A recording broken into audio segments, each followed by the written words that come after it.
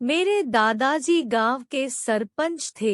गांव में जिसके भी घर में शादी होती थी, उसके घर वाले एक रात के लिए अपनी नई दुल्हन को हमारे घर छोड़ जाते थे। सुबह दादाजी उसको एक गिफ्ट देते और वह गिफ्ट दुल्हन किसी को ना दिखाती। 9 महीने बाद वह लड़की प्रेग्नेंट हो जाती। गांव के लोग दादाजी की बहुत इज्जत करते थे। हैरानी की बात यह थी कि दादाजी ने मेरे शादी पर पाबंदी लगाई थी। एक दिन गाँव से एक दुल्हन आई, उसको मैंने अपने कमरे में बंद करके खुद उसकी जगह दुल्हन बनकर दादाजी के रूम में चली गई। जब रूम में गई तो सब लाइट बंद थी और फिर अचानक से दादाजी ने मेरे साथ ऐसा काम किया कि मेरी जान निकल गई। कुछ घटनाएं दिल दहला देने वाली होती है। तकलीफ से गुजरते हुए लम्हों को बयान करने के लिए लफ्ज हमेशा कम पड़ जाती है। ऐसी ही एक घटना मेरे साथ हुई थी। गांव में मेरे दादाजी की बहुत इज्जत थी। दूर दूर के गांव में उनका नाम था। गांव के लोगों बड़ी इज्जत से उन्हें देखते हैं, उन्हें बड़ा मानते थे। दादाजी बहुत लोगों की मदद भी करते थे।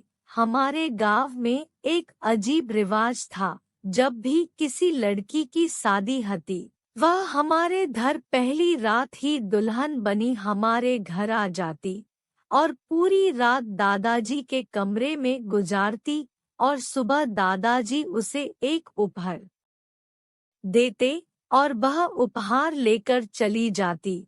मुझे यह बात अजीब सी लगती थी।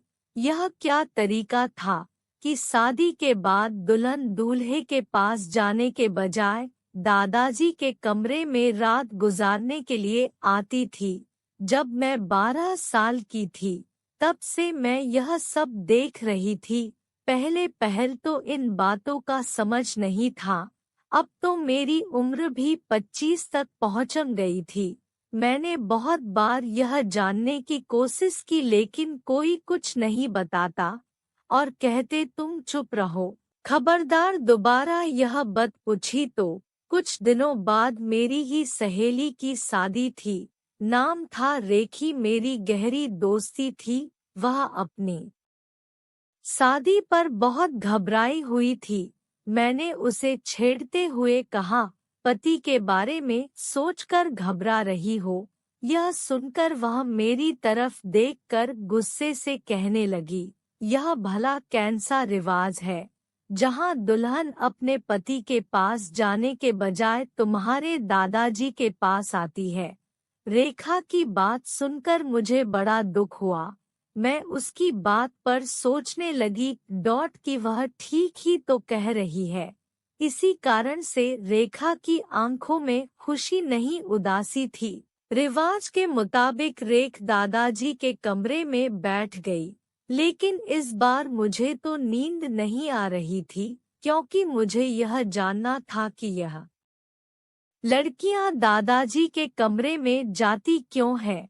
जब सब लोग अपने कमरे में सोने चले गए, तब मैं उठकर अपने कमरे से बाहर निकली। मेरा कमरा ऊपर था और दादाजी का कमरा नीचे। मैं धीरे धीरे नीचे उतर ही रही थी कि मैंने देखा दादाजी के कमरे से रोशनी आ रही है, लेकिन हमेशा दादाजी के कमरे में रोशनी बंद रहती थी। इसका मतलब है दादाजी जाग रहे थे। मैं और रेखा बचपन की सहेलियां थी। हम साथ साथ है स्कूल में पढ़े थे। उस वक्त मेरे लिए भी एक बहुत अच्छा रिश्ता आया था, लेकिन मेरे दादाजी ने साफ इनकार कर दिया। अभी शादी नहीं करनी, और उस लड़के के घर वाले हमारे हैसियत के बराबर थे, तो फिर क्यों मना किया गया। लेकिन अफसोस इस बात का हो रहा था कि मेरी सारी सहेलियों की शादी हो चुकी थी, मैं ही रह गई थी। मुझे बहुत दुख हुआ था, क्योंकि इसमें ना कहने का कोई सवाल नहीं था। लेकिन दादाजी ना जाने क्यों साफ मना कर रहे थे। मुझे रेखा की चिंता होने लगी। मुझे ऐसा लग रहा था कि कहीं दादाजी उसके साथ कुछ गलत ना कर दे। मैंने पहले तो दरवाजे के पास जाकर कान लगाकर सुनने की कोशिश की, आखिर दादाजी लड़कियों से क्या बातें करते हैं और लोग ऐसे कम अक्ल कैसे हो सकते हैं जो सजी सजाई दुल्हन उनके कमरे में छोड़ देते हैं। यहाँ तक कि दूल्हे को भी यह तलाश नहीं होती। मुझे समझ नहीं आ रहा था। मैंने बड़ी कोशिश की कि मैं समझ पाऊं कि वह क्या बातें कर रही हैं, लेकिन मुझे कुछ समझ नहीं आया।